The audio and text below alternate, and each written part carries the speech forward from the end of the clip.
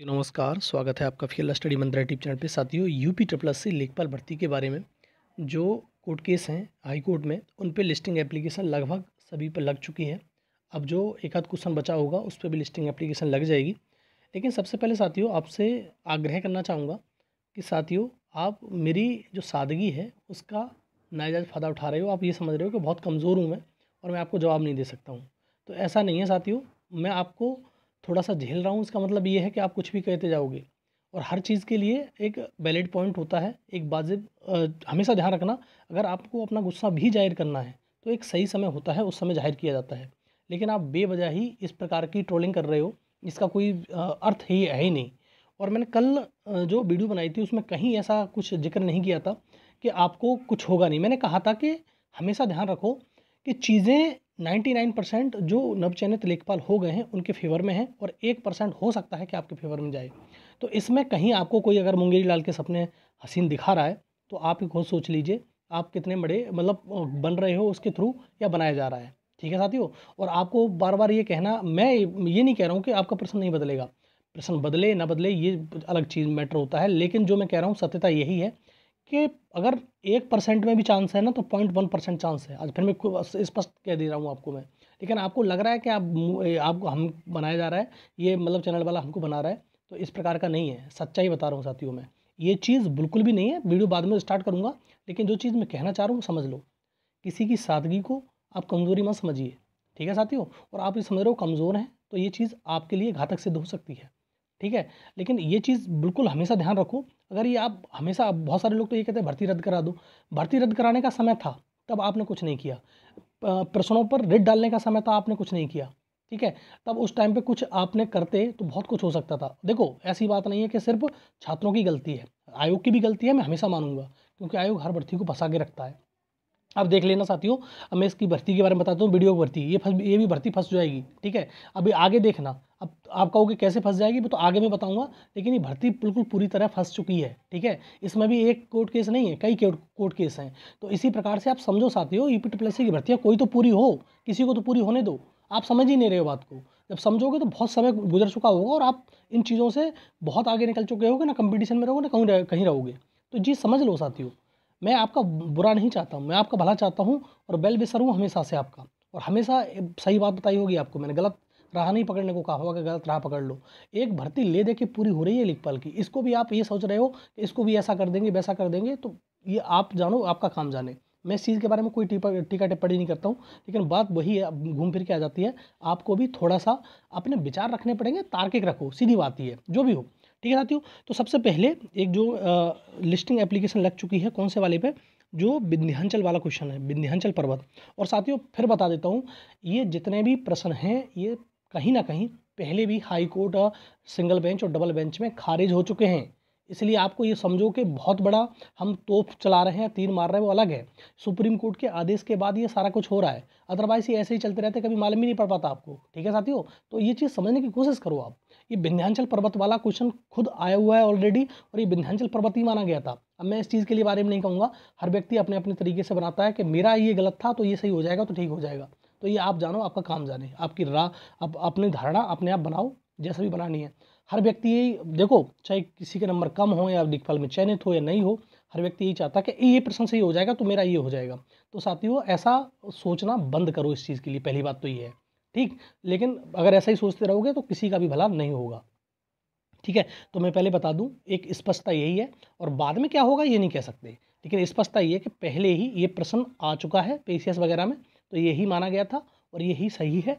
और आगे चल के क्या होगा, पहले भी ये प्रश्न खारिज हो चुका है।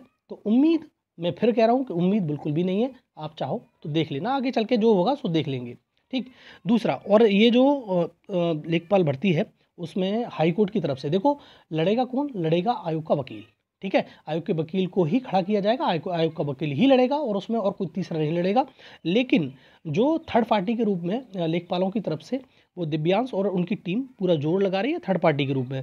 ठीक। तो वो ये थर्ड पार्टी के रूप में रहेंगे, बाद बाकी जो आयोग का वकील ही अपनी तरफ से सारा का सारा पूरा का पूरा मामला सुलटाने की कोशिश करेंगे। ठीक। तो ये है, वो होता है पूरी की पूरी। और ये दिव्यांश एंड टीम जो है उनके लिए भी धन्यवाद है, सीधी बात है उनके, वो भी काम कर रहे हैं और अच्छा काम करें, हम होप करते हैं इसी प्रकार की।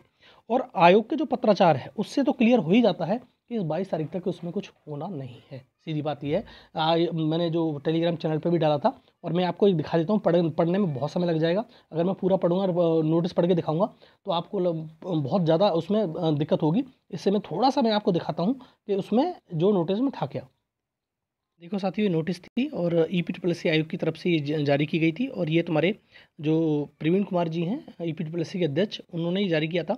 तो सारा का सारा नहीं पढ़ के बताऊंगा, बस इतना समझ लो कि जितना भी है ये सारा मैंने डाल दिया था टेलीग्राम पे, दोबारा डाल दूंगा अगर किसी को नहीं मिला होगा तो।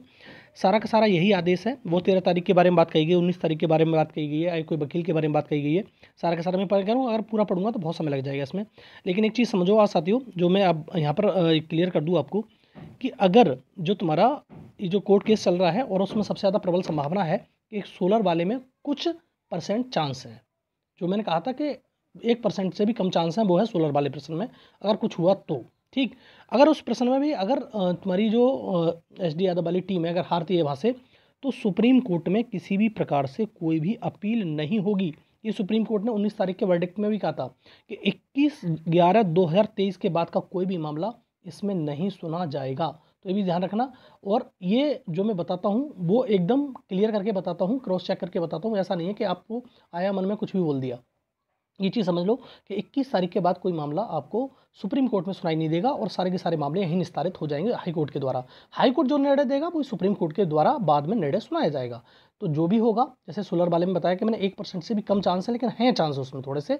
लेकिन वो चांस जो अगर इसमें होता है कुछ, तो यहाँ पर आप अपील नहीं कर सकते सुप्रीम कोर्ट में जाकर के हमारे साथ गलत हुआ, जैसे उज्ज्वला वाले में हो गया था। ठीक है साथियों, बस इतना ही बताना था। और बाद बाकी ये नोटिस जो है पूरा का पूरा पढ़ लेना। और 4 सप्ताहों का बात इसमें भी कही गई। 4 सप्ताहों में सारा जो सप्ताह है उनमें ये सारी चीज़ बात सुलझा लिए जाएंगे और अवगत करा दिया जाएगा सुप्रीम कोर्ट को। तो इसमें ये था। ठीक है, और आगे बात करते हैं थोड़ी सी। और साथियों, ये तुम्हारा जो स्टेट बाउंड्री वाला प्रश्न है वो भी लिस्ट कर दिया गया है।